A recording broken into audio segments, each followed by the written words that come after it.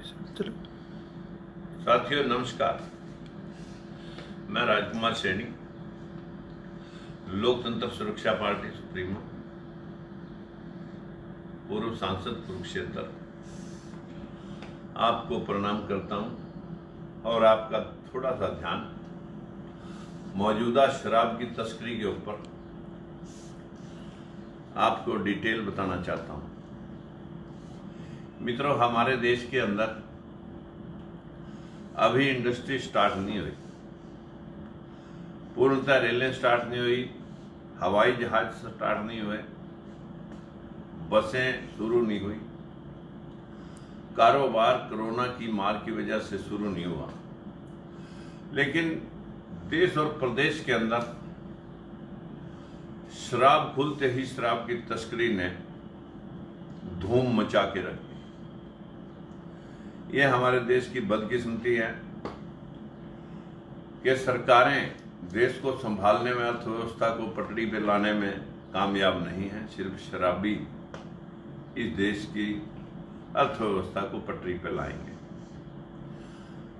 हमारे देश के अंदर जो होगा सो होगा। हमारे हरियाणा के अंदर तो शराब खुलने के पश्चात नकली शराब, जिसमें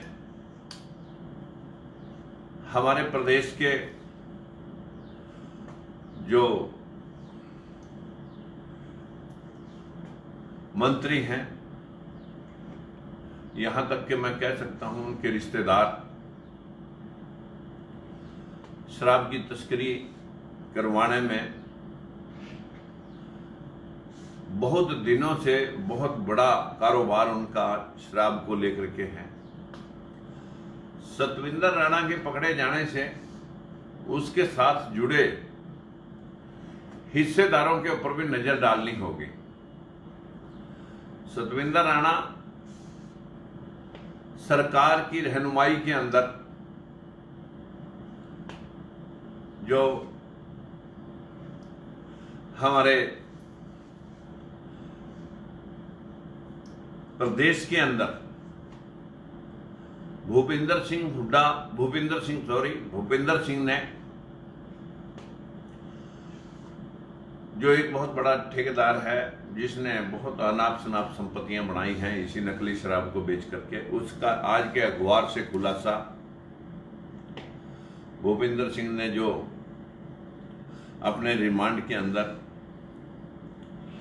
बताया कि मैं महंगे ब्रांडेड की शराबें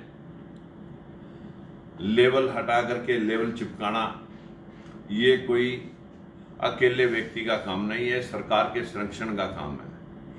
इसी वजह से सरकार मंदिर खुले ना खुले, मस्जिद खुले ना खुले, मदरसे खुले ना खुले, स्कूल खुले ना खुले, शराब खोलने के ऊपर हमारे प्रदेश के अंदर हाय तौबा मची हुई थी।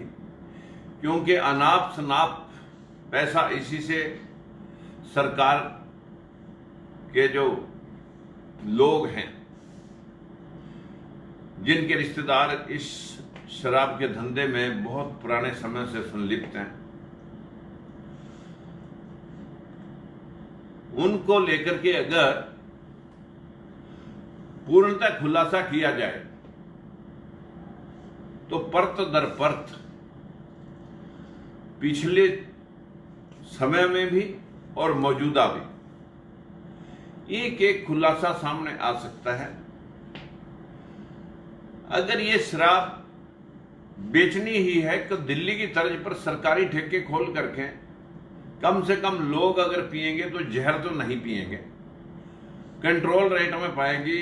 जो खजाना सरकार का खाली है, जिसकी वजह से हाय तौबा मची थी, तो वो सरकार के खजाने को भी ताकत मिलेगी, लोग मरने से भी बचेंगे, नकली शराब से भी बचेंगे। ये तस्करी सरकार की उच्च पदों पर बैठे हुए सीएम के नीचा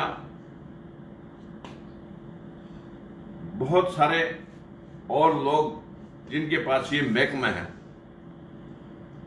वो इसमें पूर्णतः एक जाल बिछाया हुआ है। पिछले दिनों भी एक बातों का बाजार गर्म था कि 50-50 लाख रुपये डेली इकट्ठा किया जा रहा है अगले चुनावों को लड़ने के हिसाब से। लोगों के जीने की चिंता नहीं है, लोगों के स्वास्थ्य की चिंता नहीं है। कोरोना से लोग तो कारोबार छोड़कर घर बैठा रखे हैं। अगर देखा जाए तो ये बीमारियां चाहे चेचक थी, चाहे प्लेग थी, और चाहे स्वाइन फ्लू था, और चाहे टीबी थी, बहुत सारी बीमारियां देश के अंदर पहले भी हैं जो अभी पूर्णतः खत्म नहीं हुई। खत्म तो अभी तक मलेरिया भी नहीं हुआ।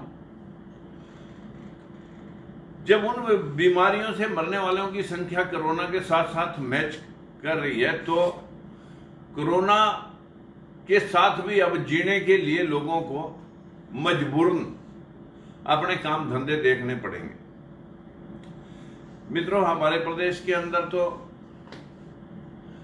अगर हम देखें तो इसमें इस स्मगलिंग में पूरा हाथ सरकार के मंत्रियों का, उनके रिश्तेदारों का। अगर हम सतविंदर राणा की गिरफ्तारी भी देखते हैं, वो भी हमारे वहीं से पकड़े गए, वहीं से गिरफ्तार हुए जहां उसको संरक्षण प्राप्त थी। लेकिन मैं इस और सरकार का ध्यान इसलिए दिलाना चाह रहा हूं कि कम से कम लोगों की सेहत का ध्यान रखते हुए इसे सरकारी तौर पर बेचा जाए। और ये जो लूट मची है प्रदेश के अंदर 3-3 गुने रेट पर शराब बेचने की और तस्करी करने की, ये बिना सरकार के जो हमारे मंत्री हैं, जो हमारे इसके महकमे के मालिक हैं, उनके सहयोग के, उनके रहनुमाई के या उनके संरक्षण के बिना ये नहीं बिक सकती। आज हमारे पूरे प्रदेश के अंदर गरीबों के लिए कोई जगह नहीं है। गरीब तो 500 हजार किलोमीटर अब घर को तो जाना ही है, रेल मिले ना मिले, बस मिले ना मिले, सड़कों पर छाले, टूटे हुए जूते, बच्चे और सामान खींचने पर मजबूर है। उनको एडवांस में अपनी टिकटें रिजर्व कराने के लिए आदेश हैं। जिनके पास कोई आईडी नहीं, जिनके पास किसी प्रकार का जानकारी नहीं, वो बेचारे तो निकल पड़े अपने घर के लिए। ऊपर से सुप्रीम कोर्ट के इस आदेश ने हमारे देश के मजदूर को, जिसको बाबा साहब ने बहुत मुशक्कत के बाद 12 घंटे की ड्यूटी को 8 घंटे किया था, अब 8 से फिर 12 घंटे जब ये ड्यूटी करनी होगी और कभी भी उसको निकाल दिया जाए, उसकी कोई अपील दलील न होगी। ऐसी व्यवस्था में गरीब आदमी कैसे जिएगा? ये तो दास बनकर के इस देश के अंदर, इस व्यवस्था के अंदर गुलामी की जिंदगी जिएगा। मेरे मित्रों, मैं आपसे अपील करना चाहता हूं कि जहां हमारे देश के विकास के लिए आज इंडस्ट्री को हेल्प मिलनी चाहिए थी, कारोबारी लोगों को उनके कारोबार खोलने के लिए अनुमति मिलनी चाहिए थी, लेकिन वो अनुमति उनके लिए नहीं है, शराब के ठेकेदारों और तस्करों के लिए मिली है। ये वही सरकार है जो सबका साथ, सबका विकास और कोरा बकवास करके आज 6वां साल पूरा करने जा रही है। इन 6 वर्षों में कितने लोगों को नौकरी मिली? जो 2 करोड़ लोग हर साल नौकरी में पर जाने थे देश के अंदर, इस प्रदेश में भी लाखों लोग लगने थे हर साल। लेकिन बेरोजगारी इस कदर है कि एक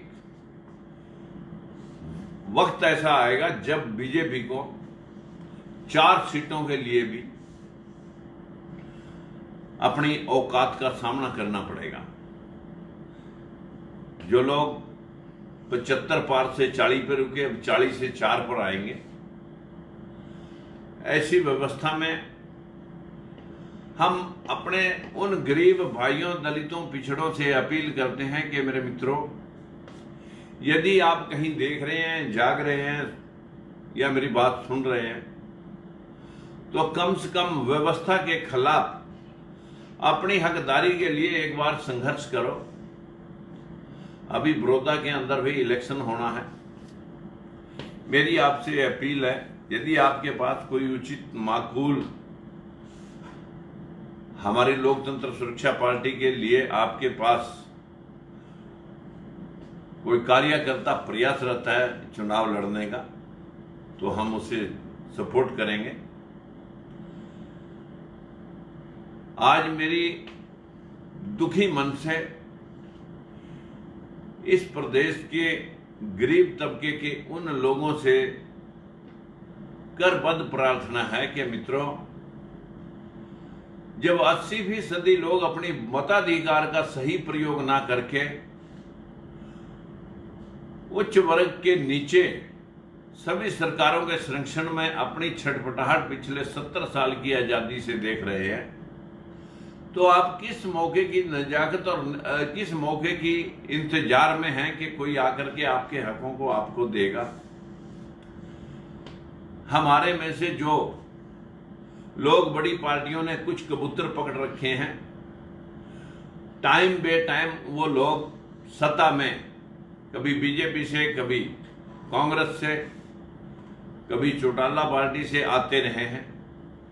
आप उनसे ये पूछें कि हम 10% हिस्सेदारी में ही क्यों सीमित हो गए, जब हमारा हिस्सा 52 तो मंडल आयोग के अंदर लिखा था और लगभग 27% सुप्रीम कोर्ट ने भी कहा। ना हमें 52 मिला, ना हमें 27 मिला। दलित और पिछड़े की हिस्सेदारी सिर्फ 25% अभी तक सुनिश्चित हुई है, जिसमें 12% बैकवर्ड क्लास और 13% शेड्यूल कास्ट। मित्रों, आज जुडिशरी के अंदर और बहुत सारे हमारे पहले ही जो 40 विश्वविद्यालय हैं, जिनमें पहले ही एक भी प्रोफेसर हमारा नहीं है, अब उसमें सुप्रीम कोर्ट ने मोहर लगा दी कि यहां कोई रिजर्वेशन नहीं मिलेगा। जब हमारे पढ़ाने के लिए हमारे लोग हमारे बच्चों की देखरेख नहीं करेंगे, तो कौन हमें पढ़ाएगा, कौन हमें आगे बढ़ने देगा। जब बाती ही नहीं रहेगी तो दिया कहां से जगेगा, लौ कहां से उठेगी। आप सब कम से कम अपने आने वाली पीढ़ियों के लिए चिंतित होने चाहिए। मैंने तो 3 सरकारों में जद्दोजहद करके अपना राजनीति से तो किनारा किया, मंत्री पद छोड़ा, सांसद पद छोड़ा, लेकिन आप नहीं जगे। आपसे मेरी विनती है कि जितना मैं आपसे अपील करता हूं, जितना मैं कार्य आप लोगों को जगाने का कर रहा हूं, उतना आप भी अगर करेंगे तो हमें किसी से आरक्षण की भीख मांगने की बजाय अपने अधिकार मांगने की जरूरत है। हमें आरक्षण नहीं चाहिए, हमें हमारा हिस्सा चाहिए। अगर चाहिए तो कोई थाली में परोस के देगा नहीं। उसके लिए आप लड़ना सीखें, संघर्ष करना सीखें, शिक्षा ग्रहण करके अपने हकों तक पहुंचें। जब तक आप सत्ता में नहीं आएंगे, आपका नेतृत्व नहीं होगा, तब तक आपको कोई कुछ नहीं देगा। इसलिए आज गरीब तबके के ऊपर जहां आरक्षण के साथ साथ ज्यादा काम लेने की तलवार लटक रही है, वहीं पर आज उन्हें शराब पिला पिला करके, नकली शराब पिला पिला करके मौत के घाट उतारा जा रहा है। ये है हमारे देश में, हमारे प्रदेश में सरकार की कामयाबी। आप जागृत हों, लोगों को समझें, उन्हें समझाएं अपनी बात कह करके मैं आज यहीं आपसे अलविदा लेता हूं। अपील करता हूं कि आप ज़्यादा से ज़्यादा मेरी बात को, अगर आप सच्चे सपूत हैं तो लाइक करें, शेयर करें और उन लोगों को जगाएं जिन लोगों को अभी यही पता नहीं कि राजनीति के दूसरे महीने क्या है। जब आप उन लोगों को अपनी अप्रोच में लेंगे तो मुझे पूरा विश्वास है कि हम किसी से भीख मांगने की जरूरत नहीं पड़ेगी। आज की बस इतना ही। इसके लिए आप सबका बहुत बहुत धन्यवाद। नमस्कार।